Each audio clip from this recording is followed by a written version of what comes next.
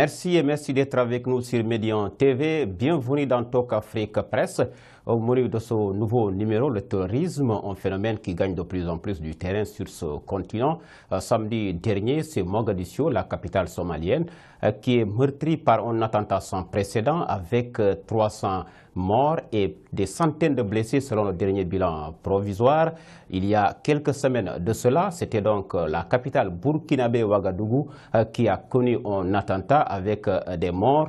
Un Burkina Faso d'ailleurs qui est membre du pays, qui est donc un pays membre du G5 et qui peine encore à mobiliser les financements dont il a besoin pour faire face à ce fléau. C'est vrai que le secrétaire général de l'ONU, Antonio Guterres, a annoncé tout récemment qu'une conférence de donateurs est prévue le 16 décembre prochain à Bruxelles pour donc discuter de cette question, sujet sur lequel nous allons revenir en détail avec nos invités. Et puis dans ce nouveau numéro, il sera également question de ce qu'il est convenu d'appeler désormais l'affaire Khalifa Sall, le maire de la capitale du Sénégal, Dakar, qui est dans les liens de la détention préventive depuis le mois de mars dernier pour détournement présumé de deniers publics portant sur une somme de 1,8 milliard de francs CFA, un feuilleton politico-judiciaire à rebondissement.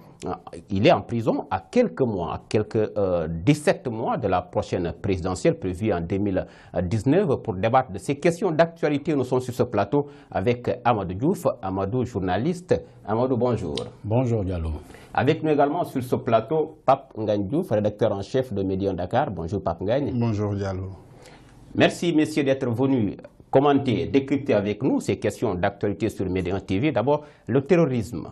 L'Afrique, à l'instar des autres continents, n'est pas à l'abri de ce phénomène qui continue de gagner du terrain dans certains pays de l'Afrique de l'Ouest, notamment, je le disais tantôt, en Somalie. Il y a juste quelques jours, la capitale a connu un attentat sans précédent avec 300 morts et des centaines de blessés. Il y a quelques jours, c'était le Nigeria, le Burkina Faso, le Mali, pour ne citer que ces pays dont les deux derniers font partie du G5 Sahel, cette force conjointe qui peine encore à mobiliser des financements nécessaires pour faire face à ce fléau. Alors, Amadou Diouf, qu'est-ce qui explique, selon vous, les raisons de la propagation du terrorisme en Afrique de façon générale? Merci Diallo, et je salue mon co-débatteur M. Ngagne Diouf. Pour répondre à votre question, il faut quand même partir d'un constat que le terrorisme est un phénomène aujourd'hui bien réel, notamment en Afrique de l'Ouest. N'est-ce pas? Vous l'avez cité tantôt, certains pays ont été frappés par la furie de ces terroristes, de ces djihadistes. On se souvient que le nord du Mali fut occupé. Il a fallu l'intervention des forces françaises pour libérer cette partie du pays, du Mali. On a vu ce qui s'est passé, vous l'avez dit, en Somalie. Mais l'origine de ce phénomène remonte, si vraiment on s'arrête aux plus proches événements, c'est la Libye. L'implosion de la Libye a fait que les djihadistes ont essaimé à travers le Sahel. Aujourd'hui, certains djihadistes... Ce phénomène n'est pas antérieur à la crise en Libye. C'est un phénomène bien antérieur. C'est-à-dire que je ne veux pas aller plus loin que ça, mais on sait que le terrorisme a existé dans certaines parties, notamment au Nigeria, avec Boko Haram, dans certaines parties d'Afrique. Mais là, je crois qu'on parle de l'Afrique de l'Ouest. Donc pour l'Afrique de l'Ouest, comment les djihadistes sont parvenus à vraiment entrer dans cette partie du Sahel? L'histoire la plus récente, c'est l'implosion de la Libye. Et l'implosion de la Libye implique la responsabilité des pays occidentaux. Des pays occidentaux qui se sont immiscés dans le fonctionnement ou bien dans la politique interne de la Libye. Ils ont pris position contre Muammar Kadhafi, ils l'ont évincé, ils l'ont tué. On a voulu faire croire aux gens que ce sont les forces donc, libératrices qui ont tué Kadhafi, mais après les informations donc, qui sont parues dans la presse du monde, on a vu qu'effectivement ce sont les Occidentaux qui se sont débarrassés de Kadhafi pour plusieurs raisons. Maintenant, les djihadistes qui étaient neutralisés, qui étaient donc dans cette zone, mais étaient neutralisés notamment par la Libye, neutralisés en Égypte. En Égypte, ils étaient là-bas, mais neutralisés. Ces gens-là, quand ces pays ont implosé, quand il y a eu un bouleversement, se sont rabattus dans le Sahel, qui est un vaste territoire où difficilement contrôlable. On reviendra sur cette question avant la fin de cette émission. En attendant, Pape Ngagne, c'est vrai qu'il a évoqué, il a cité quelques raisons qui expliquent ou qui ont expliqué la propagation de ce phénomène en Afrique, notamment dans la partie ouest du continent. Alors, vous, selon vous, qu'est-ce qu'il faut pour juguler ce phénomène en Afrique? Alors, si l'on constate, il n'est même pas dit que seulement c'est en Afrique, parce qu'il ne se passe pas 48 heures ou 24 heures dans le monde, en Europe surtout, où il ne se passe un attentat. À plus forte raison en Afrique actuellement. Donc il faut essayer de voir les causes. Qu'est-ce qui explique cette prolifération de groupes djihadistes? On a vu AQMI, Al-Qaïda dans le Maghreb islamique. Il y a aussi Boko Haram, bien sûr, et les Shebab récemment qui sont indexés dans le double attentat en Somalie. Et les groupes armés... Ici, l'attentat n'a pas encore revendiqué, quand bien même on sait que les Shebab qui interviennent le plus souvent dans cette zone. Oui, ils sont indexés, ils sont soupçonnés, je veux dire. Alors, sans compter également les groupes armés dans le nord Mali. Donc, grosso modo, on sait qu'il y a cette prolifération qui est réelle. Qu'est-ce qu'il faut maintenant? Il y a eu des mécanismes qui ont été mis en place, des mécanismes d'alerte pour contrecarrer ce phénomène. Mais jusqu'à un moment donné, avec la naissance de la force conjointe, il est encore probable qu'il y ait une force de réponse au lieu de riposte. Parce qu'à un certain moment, il faut comprendre que ce qui fait courir justement ces groupes terroristes, c'est qu'il y a des financements qu'on ne dit pas derrière. Qui finance ces groupes terroristes? Ça, il faudra vraiment aller au fond pour voir qu'est-ce qui fait courir ces groupes terroristes. Mais avant sous-jacents, quoi, vous voulez dire? Justement, parce qu'à un moment donné, il faut comprendre aussi que il y a des mécanismes de réponse, d'anticipation même.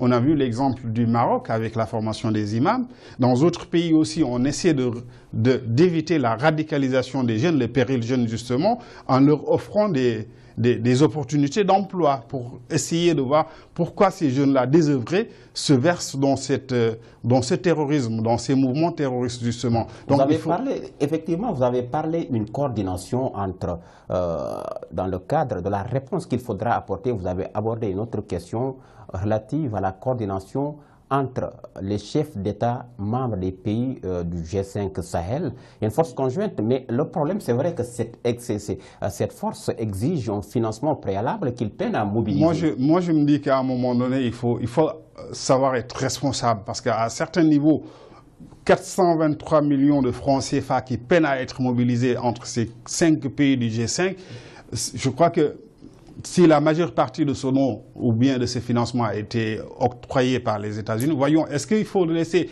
cette question-là aux Européens, aux États-Unis, Washington, ou bien à l'Union européenne pour venir financer la sécurité en Afrique? Donc je crois que, puisque le problème concerne ces pays d'abord du G5, il faudrait qu'il y ait cette volonté politique pour pouvoir quand même, au-delà même du nombre de soldats dépêchés pour chaque nation, parce qu'on a vu récemment la réaction d'Idriss Déby Itno qui menaçait de retirer ses troupes. Voyons donc, je crois qu'il y a une volonté manifeste politique qui reste franchement à être validée par les chefs d'État concernés. D'accord. 423 millions d'euros nécessaires à mobiliser pour faire face à ce fléau.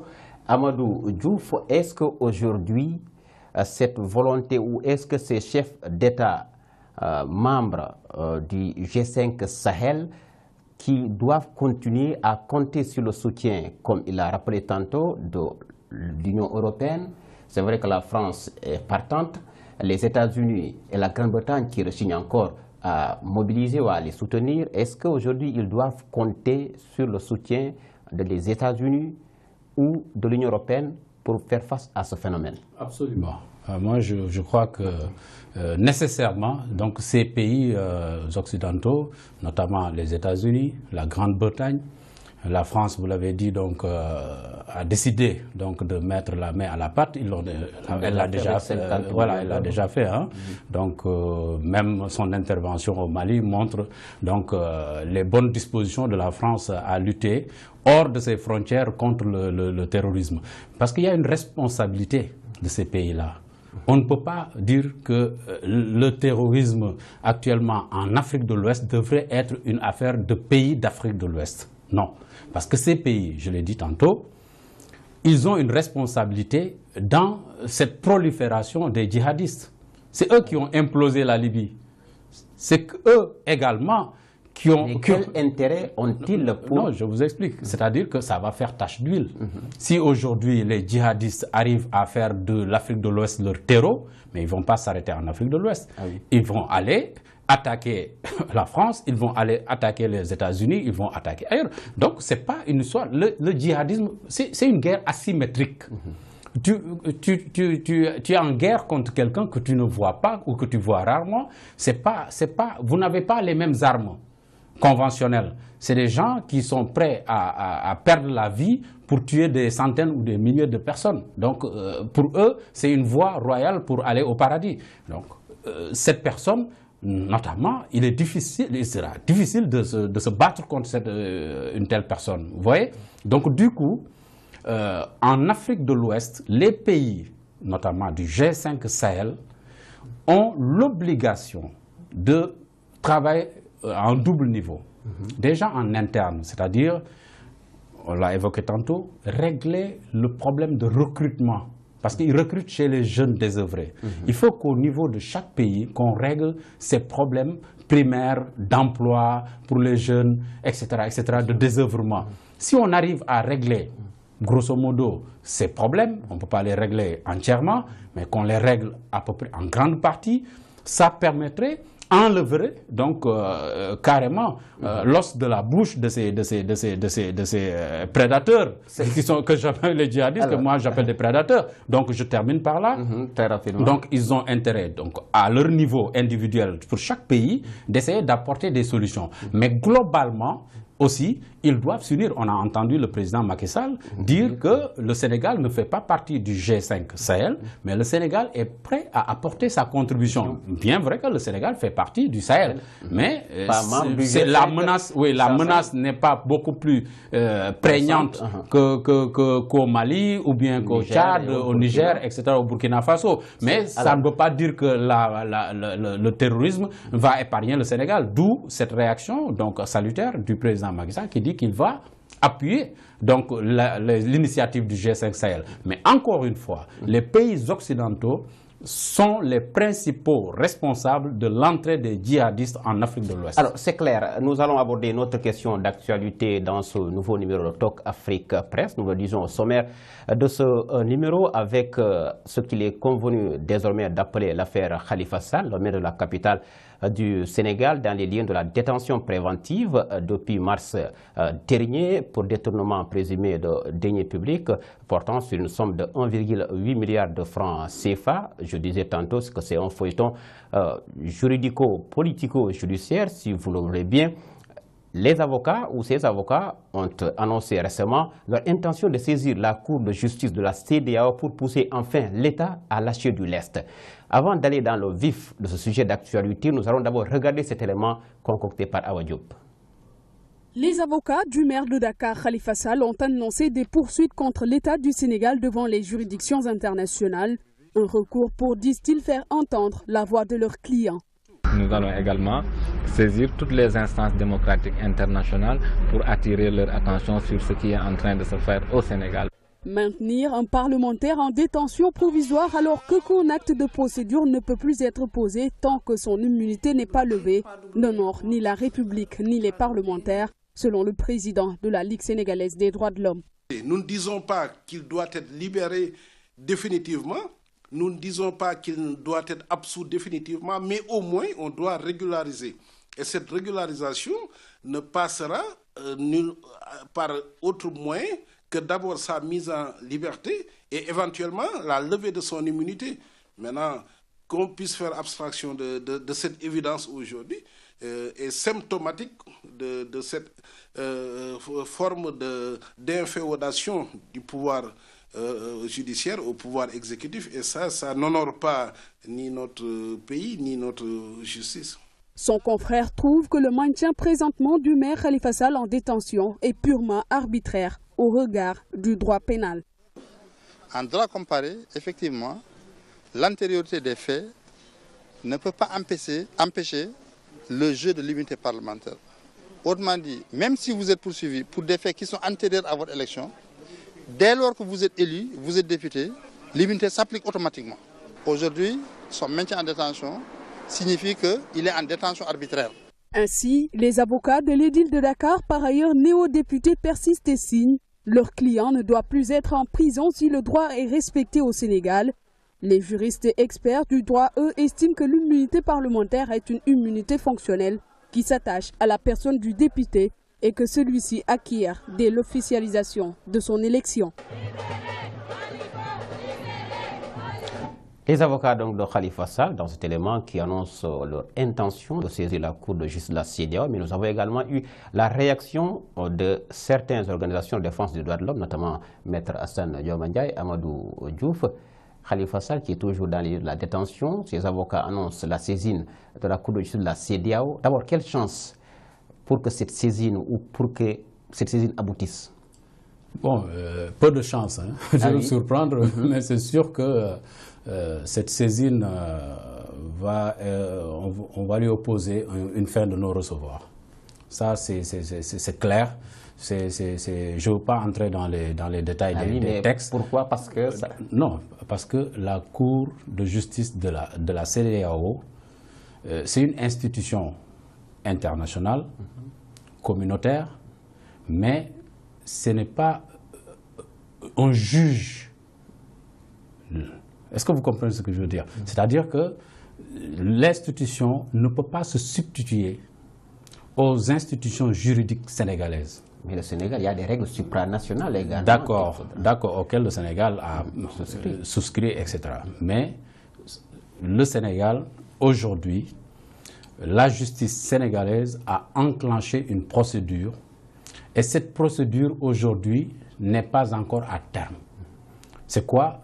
Il y a le maire de Dakar qui est en détention provisoire. Entre-temps, il a été investi sur les listes. Il est devenu député. Donc il y a son immunité parlementaire maintenant qui entre en jeu. Mais est-ce que cette immunité parlementaire est rétroactive?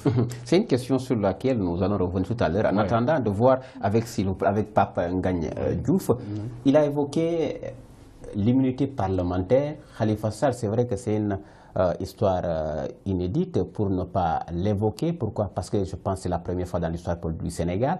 Il a battu campagne depuis sa cellule de Rebeuss. Il est devenu député. Il n'a pas encore siégé. Ses partisans continuent à manifester dans les rues, estimant qu'il est un prisonnier politique. Aujourd'hui, comment entrevoyez-vous l'avenir de Khalifa Sall en perspective de la prochaine présidentielle? Alors, il faut le dire, c'est un feuilleton, comme tu l'as dit tout à l'heure, politico-judiciaire. Je m'explique. L'historique, c'est que Khalifa Sall a quitté la mouvance présidentielle qui était dirigée, je veux dire, la partie socialiste qui était dirigée par Ousmane Tanor Dieng. Donc, c'est de là que parti donc ces histoires de dissension entre cette mouvance de Khalifa Sall et la partie restante avec Tanor Dieng. Donc, d'aucuns vous diront que s'il n'avait pas quitté la barque socialiste, il serait encore en liberté. D'aucuns vous diront certainement que n'eût été cela, il pourrait encore être poursuivi. Donc c'est un prisonnier politique parce que juste il est en train de faire les frais de sa décision de quitter le camp de Tanor pour rejoindre... On pourra bien le dire que s'il n'avait pas quitté le PS, il serait encore certainement en liberté. D'aucuns vous diront non parce qu'il a eu à faire... en fait, quelque affaire avec la justice de quelque façon. ce qui est clair, c'est que en perspective de la présidentielle, comme vous dites, de 2019, Khalifa Sall, si on voit un peu les résultats de Manko lors des législatives, qui étaient à peine ballottantes entre la liste présidentielle et donc c'est à quelques différences près. Donc à un certain moment, on peut dire que Khalifa Sall, président ou candidat en 2019, entre guillemets, est-ce que ça ferait un challenger direct pour Macky Sall? D'aucuns vous diront non, parce qu'à un certain moment, sa mise en prison aurait quand même déflaté un peu sa notoriété. De toute façon, c'est un feuilleton qui est là, qui peine à être réglé juridiquement, parce qu'on a évoqué tout à l'heure son immunité parlementaire. Des constitutionnalistes ou bien même des juges vous disent que puisqu'il est devenu député, il devait être rétroactivement il devrait bénéficier de son immunité parlementaire. Donc voyons ces perspectives-là politiques qui sont là, qui se dessinent au fur et à mesure qu'on avance vers 2019. Donc il sera libéré, il ne sera pas libéré. D'ici quelques mois, quand on verra encore se dérouler ce feuilleton, on pourra bien sûr évoquer quels sont les vrais avantages pour l'un ou l'autre camp de toute façon. Alors, Amadou Diouf, c'est vrai qu'il est encore dans la détention préventive au moment où le chef de l'État, qui est le président de la coalition Benno Bokk Yakaar, une coalition de partis politiques au pouvoir, qui réitère son appel au dialogue. C'est vrai qu'aujourd'hui, Abdoulaye Wade, le secrétaire général du PDS, le premier parti d'opposition, si on s'en réfère aux derniers résultats législatifs, a décliné cet appel, alors que les partisans de Manko Tahaou Sénégal, partisans de Khalifa Sall, continuent de manifester pour obtenir la libération de leur mentor. Aujourd'hui, est-ce que vous pensez que les conditions d'un dialogue sincère, comme le prévoit ou comme le veut le chef de l'État, sont posées en perspective de la prochaine présidentielle? Oui, Diallo, avant de répondre à votre question directement, j'aurais aimé ajouter quelques mots sur l'immunité parlementaire de Khalifa Sall, juste rapidement. Khalifa Sall, aujourd'hui, ne peut pas être jugé si son immunité parlementaire n'est pas levée. Je ne dis pas que son immunité parlementaire, comme ses soutiens argumentent, qui disent que son immunité parlementaire devrait automatiquement le faire sortir de prison. Bon, je laisse ce juridisme-là aux juristes professionnels qui vont peut-être se prononcer là-dessus. Parce que moi, à moins que ce soit expressément défini, une loi n'est pas rétroactive. Donc, si son immunité aujourd'hui est rétroactive, il devrait peut-être sortir de prison, mais est-ce que l'immunité parlementaire est rétroactive? Donc, il a une immunité parlementaire, c'est le maire de Dakar, le citoyen qui a été mis en prison. Mais entre-temps, c'est le député qui est en prison. Ce député-là, on ne pourra pas le juger tant qu'on n'a pas levé son immunité parlementaire. Dire que Khalifa Sall devrait sortir de prison simplement, oui, peut-être, mais il ne peut pas se soustraire à la justice, c'est-à-dire qu'il devra être jugé. Soit le juge d'instruction déclare un non-lieu total, parce qu'il n'y a pas d'élément fondamentalement qui pèse sur lui, à condition que lui-même donne les arguments, parce qu'on lui demande des preuves de la gestion de la caisse d'avance, qui n'est pas une caisse noire, qui n'est pas un fonds politique. Le fonds politique du président de la République, on ne lui exige pas, des preuves, alors que pour la caisse d'avance, vous devez donner des preuves, mais pas immédiatement, parce que c'est pour régler des questions d'urgence. Dans un autre cadre, la dernière question, juste en perspective de la prochaine présidentielle, avec l'appel au dialogue réitéré par le chef de l'État dans ce contexte bien précis. Oui, non, pour l'appel, pour en revenir à l'appel au dialogue, moi je pense que c'est de bon droit que le président de la République lance un appel au dialogue. Mais on a vu tous les appels au dialogue, comment ça s'est fini. L'appel au dialogue, le plus récent, c'est au Palais de la République, où on a fait un peu de folklore. Ça s'est tenu en une journée, après personne n'en parle. Bon, de l'autre côté aussi, il y a un radicalisme. Pourquoi? Parce que les partisans de Khalifa Sall, de Manko Tahaou Sénégal, ils disent qu'on ne va pas aller à la table du dialogue. Pourquoi? Parce qu'on a notre leader qui est en prison. Aujourd'hui, presque tout le monde se braque. Donc, il n'y a presque pas de solution. Donc, Macky Sall, lui, c'est une carte politique qu'il est en train d'abattre. C'est pour avoir un acquis de conscience. Comme ça, il pourra dire « j'ai appelé au dialogue ». Mais très sincèrement, dans les conditions actuelles, il ne peut pas y avoir de dialogue. Alors, merci donc Amadou Diouf, journaliste chroniqueur, avec nous également Pape Ngagne Diouf, rédacteur en chef de Médion Dakar. Merci d'être venu sur Médion TV, décortiquer, décrypter avec nous ces actualités qui ont marqué l'Afrique cette semaine. C'est la fin de cette émission Talk Afrique Presse. Merci également à vous d'avoir été des nôtres. Grand merci également aux équipes rédactionnelles et techniques. Le rendez-vous est pris pour un autre numéro.